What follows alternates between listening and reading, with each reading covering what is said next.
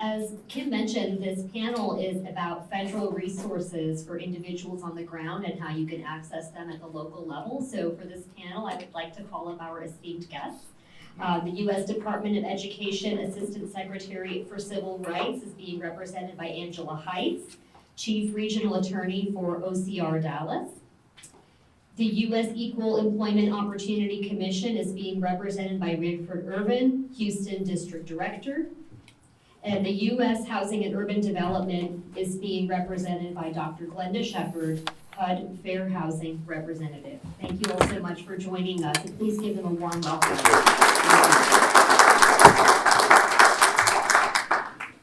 I'd like to begin this morning by asking for each of you to just spend maybe 2 minutes telling us a little bit about yourselves and the mission of your respective agencies. I don't know. Let's see. That's right. Hi, I'm Angela Heights. I'm the Chief Attorney with the Dallas Office for Civil Rights as part of the U.S. Department of Education. I've been with OCR for a long time. I'm dating myself, but our mission is to ensure equal access to education and to promote educational excellence through the vigorous enforcement of civil rights in our nation's schools. And we do that through a variety of ways, which includes complaint investigations. We also do agency-initiated proactive compliance reviews, and we also provide technical assistance through forums such as this to members of the public and also to our recipient institutions in the educational community. Good morning. It's kind of ironic I'm here for a Haiti. I'm a native Texan. I'm from Gladewater, Texas. For those who know, Northeast Texas, Piney Wood areas. I've left Texas when I was 19 years of age and vowed never to come back for the things that I've seen in East Texas. And the irony is I'm back doing civil rights law. I'm retired criminal investigator from the Air Force OSI. I've been with the EEOC for 12 years.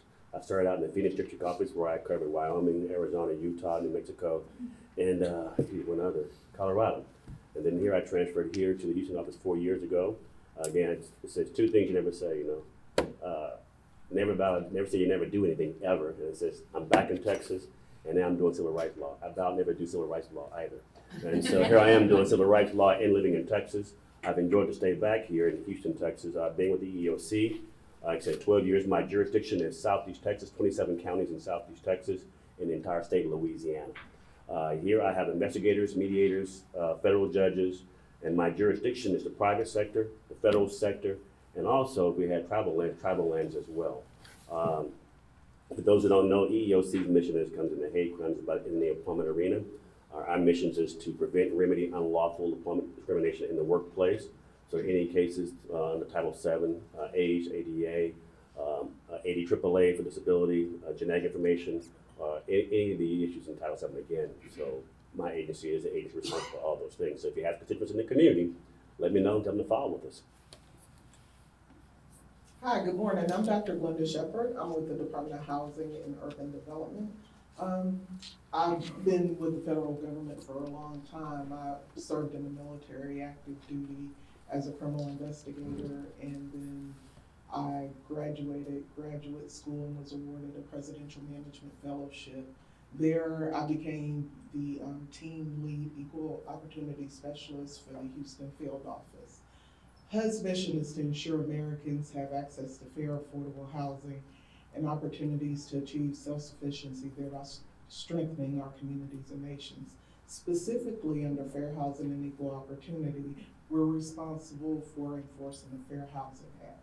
So a person who feels that they've been discriminated against based on one of 7 protected classes, it has to be one of the 7 protected classes, which is race, color, ethnicity, sex, disability, and familial status, meaning families with children or a pregnant woman. They can file a complaint with us in Fair Housing and Equal Opportunity. Our complaint process goes through our Fort Worth regional office. If we accept the complaint, it'll be assigned to an investigator. So that's kind of what we do. Thank you so much for sharing those pieces. What's really interesting to me about the work that you all do is that while we've moved so far ahead in this country in providing access to opportunities and services to a variety of individuals, there are some individuals and classes of folks who still face challenges in accessing resources like housing or even applying for jobs and things like that. I'm wondering if each of you can please offer a few remarks on what resources you have available for individuals to access, if there are any costs associated with those services, and if they're catering everybody, or is it specific to certain individuals or certain classes of individuals? Okay, again, I'm with the Office for Civil Rights, and we ensure equal access to education in our nation's schools. So in order to access our services, they are free. Anyone can file a complaint if they believe they experienced discrimination. Or you can file on behalf of another individual. Although in order for us to proceed with an individual claim, we would need consent of that person that you're filing on behalf of. But our services are free. Anyone can access them. The regulations that we enforce ensure that persons are protected from discrimination on the basis of race, age, national origin, sex, and disability. So, assuming you have a claim that falls into one of those categories, you can access our office or file a complaint of discrimination if you're experiencing discrimination at a public school or university. Specific to the issue of this forum, some of the complaints that we handle include claims of harassment on the basis of any of those protected categories that I described. We certainly see a fair share of complaints dealing with sexual harassment, racial harassment, sexual violence, disability harassment, and those types of bias incidents. So we also, for members of the community, as I mentioned earlier, in terms of providing technical assistance, you can contact our office if you're not sure as to whether or not what you are experiencing or what someone else is experiencing may constitute discrimination on the basis of a protected class.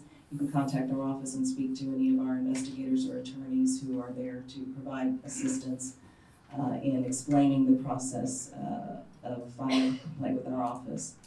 And our services are readily available. You can file a complaint either by sending us a letter, you can fax it, you can email it, and you can access our online complaint form that allows you and sort of walks you through the steps and the information that we would need in order to proceed with an investigation of your complaint. And likewise for EEOC, our services are also free, and they fall into the employment realm. Under Title VII of sex, religion, color, national origin, disability, age, 40 plus. I'm gonna make that one day. The age category, I'm not quite there yet myself. But so everything we do here, it is free. We have, anyone can walk into our office. We have walk-in services. We also now have an online portal that we encourage everyone to follow via our online portal. Via that online portal, it kind of does a quick assessment to see if we're the right office for you, but it's also to schedule an appointment with us. I recommend getting an appointment with the EEOC because one thing in this district, I'm not short on charges. And so I have a full agenda. All my investigators are gainfully employed. But again, as I mentioned, we also, when you do file in our office, we also, I mentioned the mediators. So you offer mediation. If you get the opportunity to take mediation, I encourage you to take the mediation, where we get a chance to bring both parties in, the company and the complaint into the office to have. It's free. Come in, it doesn't cost anything, and you have discussion. If it doesn't settle, we'll bring it back to our investigation side of the house. If it does settle, I've seen them settle for a handshake. I've also seen some settle for a large amount of money as well too. And so the issue is getting both parties together so that you can mend that relationship together. On the federal side, in the federal sector, I have the administrative judges also under my discretion too. They handle all federal complaints. Once it's gone through the internal process, the internal agency's process, it'll be referred to the EEOC for hearing. Our online portal is very good. I think we're backlogged. I think Travis. First, before I go, my new deputy director is Travis Nicholson here. He's just been in the state of Texas now for 4 months now. So as we try to take all the charges in, our job is to kind of speed up our process. It's not the fastest process in the world. It takes anywhere from 6 months to a year to resolve our cases. He and I, one of our goals is kind of to shorten that process and make it more efficient and effective. We also are big, as Cam mentioned, Joe Bunkett was my outreach and education coordinator. I'm also a big advocate of the education piece where we try to teach employers and also the community how to stay out of my office. So in the reality is one thing I do love about the EOC job versus when I was in the criminal side of the house. I'm a retired criminal guy from DOD, is that I have subpoena authority. And I have subpoena authority is a lot to say that people are not cooperating with us. I don't like to use it, but I have a subpoena in my pocket right now if I have to go pull it out. But just in case. So I call it pocket subpoena. The reality is I want to bring parties together, talk about it, discuss what can we resolve those issues. A lot of times it's a miscommunication, so if we can get the parties in to have a discussion, we'll do that piece. In the outreach world that we go into, we go out to any community, any affiliated group, any associations. We have free services. Travis and I have at our discretion to offer 1 hour free, depending on who the agency is and what we're going to discuss. But we also charge now. The agency shifted direction about 3 years ago, 2015, 2016, on the harassment in the workplace. We had a task force on harassment. And so we shifted our training from going to, we figured out that our harassment training we did, harassment prevention, was teaching people how to harass. So we shifted harassment, now we do respect in the workplace. We have 2 different modules that we charge for that. We have a module for employees and a module for managers. And I always encourage everyone, always start with management when you have training for the staff. Before you move, can I just ask you both to share your websites? You said that people can access your portals online. EEOC.gov. Great. Ours is ed.gov/OCR. Thank you. So anybody can file a fair housing complaint with us. You don't have to be an American citizen to file a fair housing complaint. We encourage anyone who feels as if they've been discriminated based on one of our 7 protected classes to file a complaint. We're pretty much like the other 2 government agencies. You can file by calling us on the phone. Our local number is 713-718-3199. You can go to HUD.gov and click on file a complaint. We love it when you do that. We love it when you file complaints online. But you're also more than welcome to come into our office and sit with an investigator to file a complaint. So we have multiple mediums on how you can file a complaint. Our services are completely free. When you file a complaint and the complaint is accepted by our regional office, it's assigned to an investigator. And we try to conciliate cases right off the bat, which is a form of mediation. Try to bring the 2 parties together and, hey, what's going on? Let's see if we can fix it. About 65% of the time that works. That other percentage, we will go out and we'll investigate the case. If we find that there's cause to believe that discrimination has occurred, the case is referred to the Department of Justice. The complainant can opt to have the case heard before an administrative law judge or whether the municipal court. What else? I think that's it. Thank you so much. Before I ask the final couple of questions, if I can ask you a clarifying question. So each of you has mentioned sex as a protected class. By that, do you mean gender, like male, female, or do you mean sexual orientation? Yes. Okay. Yeah. So thank you for bringing it up because we do take cases based on sex or gender, but gender identity and sexuality is not protected under the Fair Housing Act. Now, don't let that discourage you because we all have other ways of getting you. If a person, we don't get you. If a person does discriminate based on sexual orientation, it's a fine line, but we'll have to make a determination, we'll ask the person, why do you feel you've been discriminated against? Well, I'm a woman and I dress like a man. Oh, really? Is that why? Well, we can take that case under sex for non-traditional gender conformity norms. So don't get it twisted. It's not protected, but we'll still get you. And under, if you're one of our federal partners and you receive federal funding from the Department of Housing and Urban Development, and actually, if you get any federal funding that we find out about, you're required under the Equal Access Act to abide by those federal regulations, which do not allow discrimination based on sexual identity.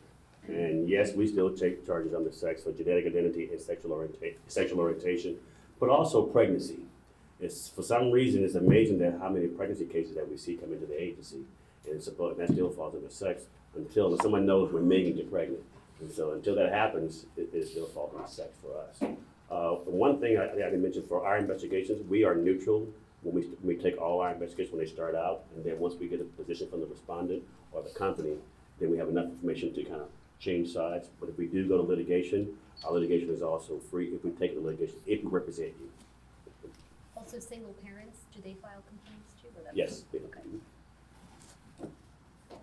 Similar to my colleagues, the federal civil rights regulations that we enforce do not specifically cover sexual orientation or gendered identity or transgender status.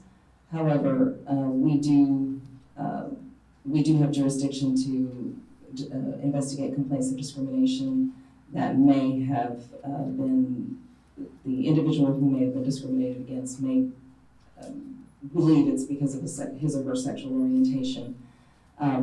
Same-sex harassment is certainly covered, so that's one avenue. Another is, as my colleague mentioned, where a person believes they're being discriminated against because of their failure to conform to gender stereotypes, that would also be covered under the regulations we enforce. So we handle those harassment complaints quite regularly. And just, I don't think I mentioned it earlier, but the way in which we investigate complaints is very similar to my colleagues. When we investigate complaints of discrimination, we initially try to see if there's an opportunity for the complainant and the recipient to resolve it quickly. We call it facilitated resolution between the parties. If we proceed to investigation, though, we determine whether or not we can do so either from our office, where we're contacting and conducting interviews by phone, or we can do site visits to the recipient facility, conduct interviews, inspect facilities, things of that nature. So just wanted to demystify that if there was any question about that. Thank you so much. I'm wondering now if you could share with all of us, please, some best practices in how an individual or a community could actually access your services. Are there certain things that we should do or prepare before we even come to contact you, and some best practices that you could offer? I guess one thing to keep in mind is that when we investigate complaints of discrimination, there are timeframes in which you need to file your complaints. So generally, we will only investigate complaints of discrimination that have occurred within 180 days from when you file your complaint. So it's important to keep that time frame in mind. Another is that we do encourage folks to utilize, most of the recipients, because of our regulations, are required to have internal grievance procedures. So we do encourage people to utilize those to the extent they may be able to resolve the complaint with the institution itself. Generally, we will not proceed with an investigation if you are currently involved in an internal grievance, but then you can file with our office within 60 days of the resolution of that grievance if you believe if you didn't receive a satisfactory result, and we can review how that was handled to ensure that it was consistent with the civil rights laws. And just one other thing is that when you file a complaint, it is important to provide us with a kind of the who, what, where, when, how. We need to have sufficient information to understand the basis of your discrimination claim, but we can also assist you in getting that information. And so we contact anyone who files a complaint to get any clarifying information that we need. It's the same with the EEOC. If you're thinking about filing with the EEOC, get your facts together first. Make sure you got everybody who, what, when, where, and why, what time it happened. And jurisdictional timelines, we too have 180 days or 300 days for EEOC in my region is 300 days. So anything after 300 days, I'm going to dismiss it. So you got 300 days after the date of harm before we'll look at it. Again, I also offer everybody, if you do come into our office, I think we have a 95% success rate or mediation. This is pretty, our mediation rate is pretty high in EEOC, so I encourage, again, everyone to take our mediation services. Maintain records, copies of any kind of paperwork, documentation. If you have all that information, please keep a copy and make sure you have it out. Timeline is very important about when did things happen, who saw, who know, any witnesses, name, identifying information on your witnesses because we're going to talk to them. If there's an internal process in your company or your agency, I encourage folks to use that process. If it's HR, we're going to talk to the HR folks. We're going to look into those kind of things. Also, be patient. I'm not going to solve your investigation in one day. That's TV. It doesn't happen that way. So the reality is, I think all my law enforcement brethren out there think you solve a crime in 1 hour, but that's a TV show. It may take us 6 months to a year to get the time, and also if we're going to take it in. Sometimes we release cases at intake. Sometimes we'll want more information. Our walk-in is open. We have walk-ins open from, I think, Monday to Tuesday. We don't take charges on Wednesdays. So check our website and make sure that we're available for you. I also encourage you to use our online portal. EEOC is finally moving into the 21st century, I think, on technology. So we are taking information via the portal. We can use any platform. So if you have your information when something happens, go online. If you can't get anybody, be patient with our system because people are using it. People come in, then they drop out. In our online portal, it'll take all your information and hold it for 90 days. After 90 days, if you don't make an appointment with us, it'll actually fall out. So, and I'll never see it after that point. So if you do get an appointment, keep your appointment. Don't let us know if you're going to back out because, again, I'm not hurting for clients and customers. So people want that, they want that appointment very readily. Also, you can file a third-party charge. You can file on behalf of someone, also with my agency as well. And again, it's the same process. It doesn't change. You can file, an attorney can file on your behalf as well. And so we have now a new portal that works with the attorneys as well out there. So I think, is that online yet, Travis? You know, the attorney portal? That's online. We have a master list of every employee now that's being updated in our database. And again, once you're in the database, I can always look you up, you know, so as a company or a respondent or a CP. We also have a very aggressive systemic program. If I think something is happening, not just on an individual basis, I like those charges, but if it's a systemic type of discrimination or harassment, we will take those charges. I'm very interested in those kind of things happen to a group, a class, or individuals out there. So now I think I'm not missing anything. Okay. Okay, so best practices. I think best practices for dealing with fair housing discrimination is education and outreach. Currently, we have one Fair Housing Initiative partnership with Greater Houston Fair Housing Center, and they basically get a federal grant from us to go out into the different communities to let them know what their fair housing rights are.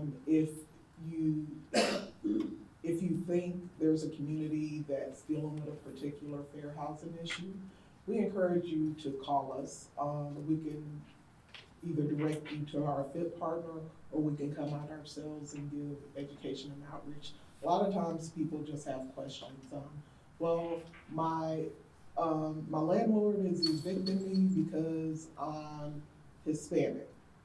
And I'm like, oh, that's horrible. That's really bad. Why do you think that he's evicting you because you're Hispanic? Because he lets all the other black people stay without paying their rent. And I'm like, really? You think they're letting black people stay rent-free, huh? And so generally we'll have a conversation and we'll be able to get community members to understand that, you know what? A person having a bad attitude about something isn't necessarily discrimination. As long as you have a bad attitude with everybody equally, we're okay. And the community doesn't necessarily know that. So, you know, it's one of those things we love to do, go out to the community and give training. But we also deal with a lot of housing people. Those are the important people for us to understand. If you discriminate against a person based on one of the 7 protected classes, we're gonna hit you in the pockets. Our remedies are not, we're not gonna put them in jail, but we're gonna hit your checkbook. And I think for a lot of our businesses, they're more concerned about you hitting their bottom line than going to jail most days. So they pay attention to what we say. For us, we have 100 days to investigate a case. That generally doesn't happen, I'm gonna be honest with you. We are very much like our counterparts, very busy. We are gainfully employed, and we have cases that will last us to the end of the millennium. But if we are not able to complete a case in 100 days, we send out a notification that we're still working on it, so we don't leave a person just hanging. A person has to file a fair housing complaint within a year of the alleged allegation for us. So you get a full year. I think you get 2 years to file civilly on your own, but in order for HUD to deal with it, you have to file within a year of the allegation. I think that's it. Okay. Did you have Hey, something one else thing, to add? we also have we have MOUs, memorandums of agreements, understandings with other agencies. We have an agreement with DOJ. We do talk, we do share notes across agencies. Also, the text of the Fair Employment Practice agencies, like the state of Texas, I forgot what it's called, Texas Workforce Commission. And we do share files, we do talk, depending on if you file with the state of Texas, it's the same as filing with the EEOC and the federal government. We are a federal agency. I will pull cases from the state if I think there's jurisdictional things that I want to investigate myself. We have agreements with Department of Labor and Department of Justice Civil Rights Division. So we do share and talk to each other across the board. Thank you so much for sharing those pieces. I want to open it up now to the audience in case you all have any questions for our guests. If not, I can ask more questions.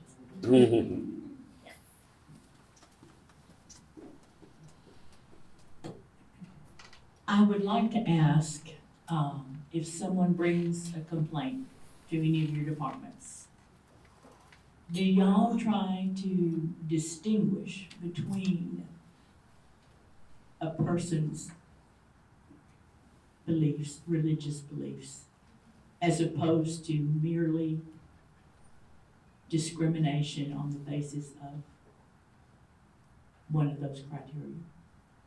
How is that handled or determined? Great question. Who wants to start? It's so hard to answer. Well, it's not hard for me at all to answer. So everyone's entitled to their religious beliefs. Everyone is entitled to their own religious beliefs. It's guaranteed under our Constitution. But in the housing industry, you can't allow your religious beliefs to interfere with my housing opportunity. So everyone has to be treated equally.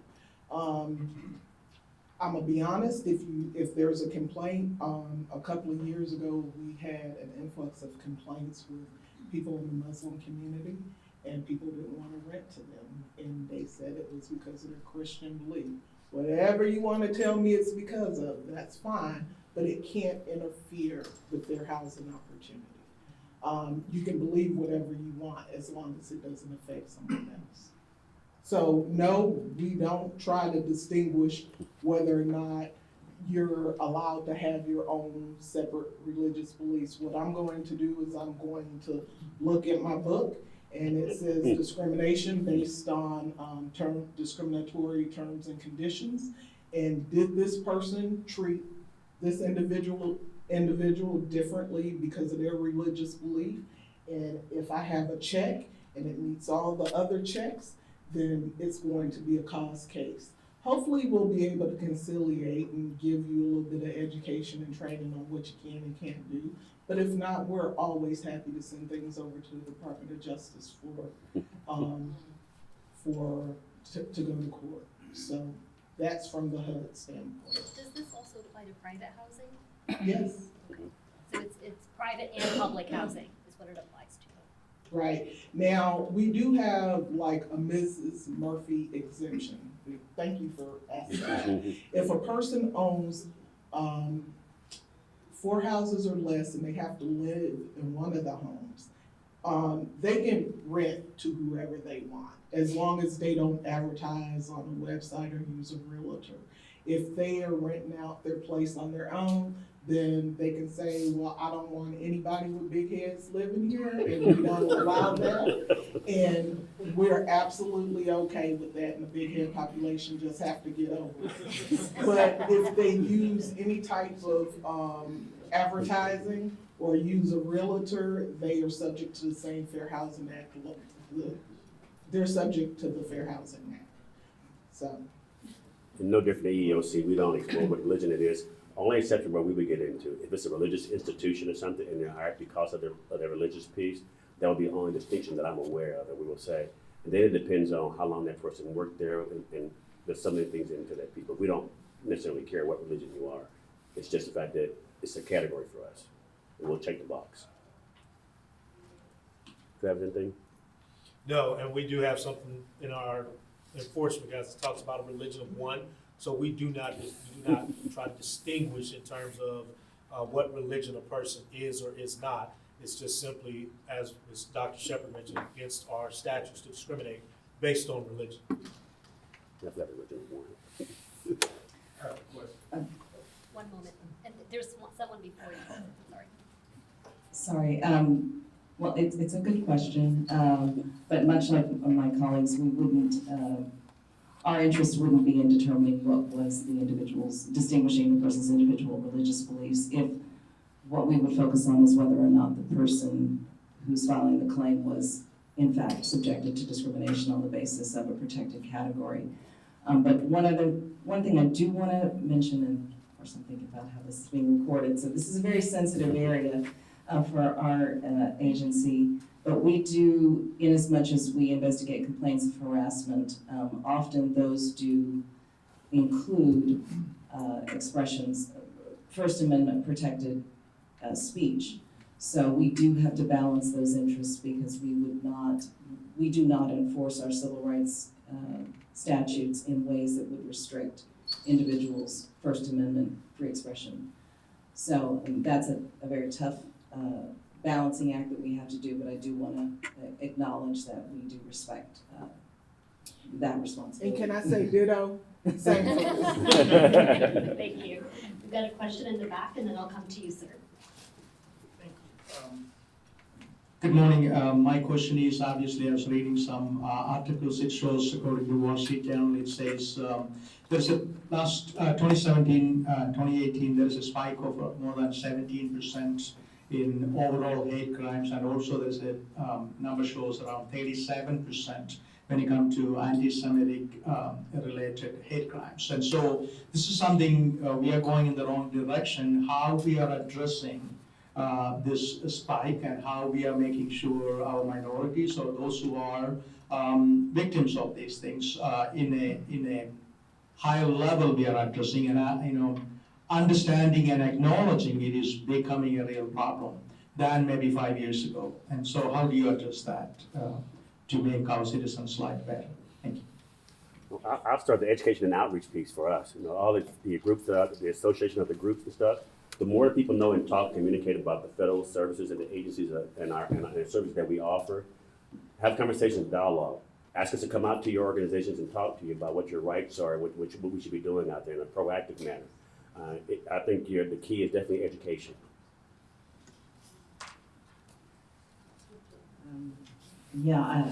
We do our best. Obviously, we have seen some spikes, just depending on what's going on in the news, in terms of harassment of certain, particularly ethnic groups, often with a religious connotation, or at least the interconnectedness with that issue. And it's a day-to-day challenge, but we are committed to the vigorous enforcement of civil rights, and we continue to investigate those complaints and work with communities to try and address the concerns and the sensitivities in those communities. And we work collaboratively with other agencies as well, including the Department of Justice Community Relations Division, in terms of bringing them into a school district that may be experiencing a spike in bias sort of incidents and need some engagement on appreciating tolerance and appreciating the diversity of the community. I'd like to say that unless we know what's going on, we can't investigate it. Meaning a complaint has to be brought forth to us in order for us to investigate a complaint of discrimination. There is an exception if the secretary, if the secretary of HUD decides that, hey, this is an issue, I've seen this in the news, we need to go and investigate it, it's an egregious issue, we will do a secretary-initiated complaint with the secretary taking on the responsibility as a complainant. And I'll mention that in the community relations panel, we will also be covering the response to this question because there is a lot that's going on with civil society, government, and the private sector that the rest of us are working on also. Let me give it to the gentleman on the side here who has the final question, and then I'll turn over the floor. Sir, could you please share with us your question?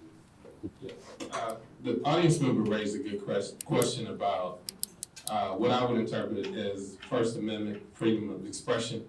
And we've seen this with different retail stores in the application of Obamacare, and they're expressing their freedom of religion not to follow the law.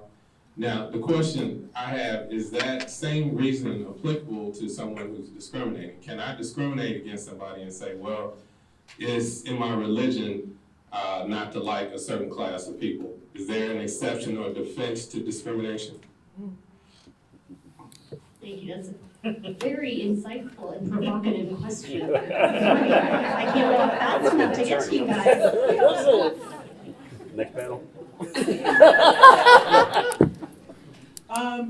You can absolutely discriminate. You can. But we can absolutely take a fair housing complaint and send it over to the Department of Justice for them to deal with it. So that's the answer to your question. You can do whatever you want, as long as you're aware that there's consequences to your actions. The same thing in the employment community as well. You can do what you want, but if it's discriminatory, we're gonna take the case and take the charge. Yeah, I would just echo what you had said earlier, though. Yeah, people are free to believe what they choose to believe, but it stops at the rights of the individual who may be being denied a certain right or access to education or employment. That's where the limit is. So what do you recommend? You said don't do it, right? That's the recommendation. That is the recommendation, don't do it. Please join me in thanking our panelists.